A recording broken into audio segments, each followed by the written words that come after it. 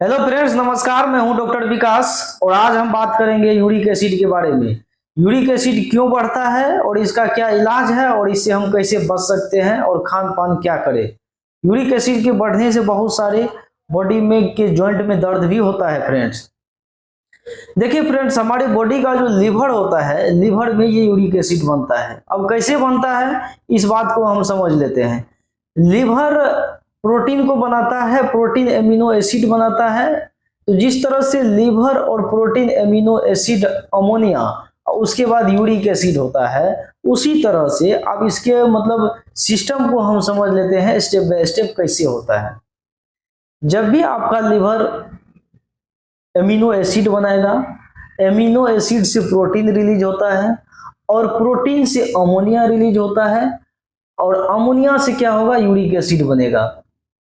समझ गए कैसे होता है। लीवर जब भी एमिनो एसिड बनाएगा उसके साथ प्रोटीन और प्रोटीन के साथ एमिनो एसिड के जस्ट सामने सामने अमोनिया बनता है और अमोनिया के माध्यम से क्या बनेगा, यूरिक एसिड। और ये यूरिक एसिड बनेगा तो आपके बॉडी में जो इसका लेवल होता है आपके ब्लड में 3 पॉइंट से लेकर के 6.5 तक, मतलब 6.5 3 mg से लेकर के 3 mg से लेकर के 6.5 mg पर डेसीलीटर होता है इसका नॉर्मल वैल्यू। अगर इससे ज्यादा है तो यूरिक एसिड का मात्रा बढ़ा हुआ है। यूरिक एसिड जब बॉडी में बढ़ेगा तो ये जाकर के जमा कहाँ होता है, तो जमा होगा जैसे आपका ये जॉइंट वाला पार्ट है, ये जॉइंट है और ये दोनों जॉइंट के बीच में जो ये स्पेस होता है, ये इस पे यहाँ पे जाकर के क्या होता है, वो डिपॉजिट हो जाता है। जब वहां पे डिपॉजिट हो जाएगा तो वहां पे स्वेलिंग आएगा और दर्द भी करेगा। जैसे मान लीजिए घुटने में डिपॉजिट हुआ तो घुटने में स्वेलिंग आएगा, दर्द करेगा। उसके बाद जॉइंट में, उंगली के जॉइंट में या पैर के जॉइंट में कहीं भी अगर ये डिपॉजिट होता है तो क्या होता है, दर्द करेगा और वो टेढ़ा भी हो जाता है वो ऑर्गेन। जैसे उंगली में होगा, देखे होंगे किसी, जैसे इस तस्वीर में देखिए जॉइंट में है और इसका उंगली एकदम टेढ़ा हो गया है। इसी टाइप से होता है फ्रेंड्स।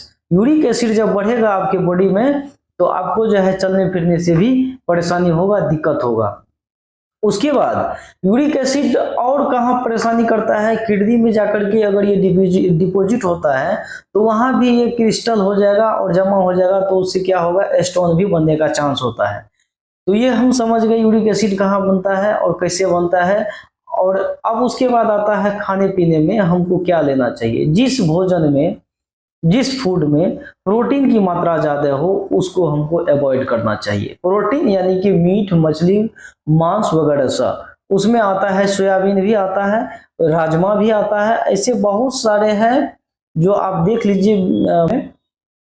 उसमें क्या आएगा, प्रोटीन जब ज्यादा बनेगा, जब ज्यादा बनेगा तो प्रोटीन एमिनो एसिड बनेगा। एमिनो एसिड क्या करेगा, अमोनिया बनाएगा और अमोनिया क्या करेगा, यूरिक एसिड को जन्म देगा। तो ये हम समझ गए फ्रेंड्स यूरिक एसिड बनता कैसे है और इससे हमको क्या परेशानी होता है और इससे हम बच कैसे सकते हैं। उसके बाद एक इसके इलाज पे हम बात करते हैं, जो मेडिकल इलाज है।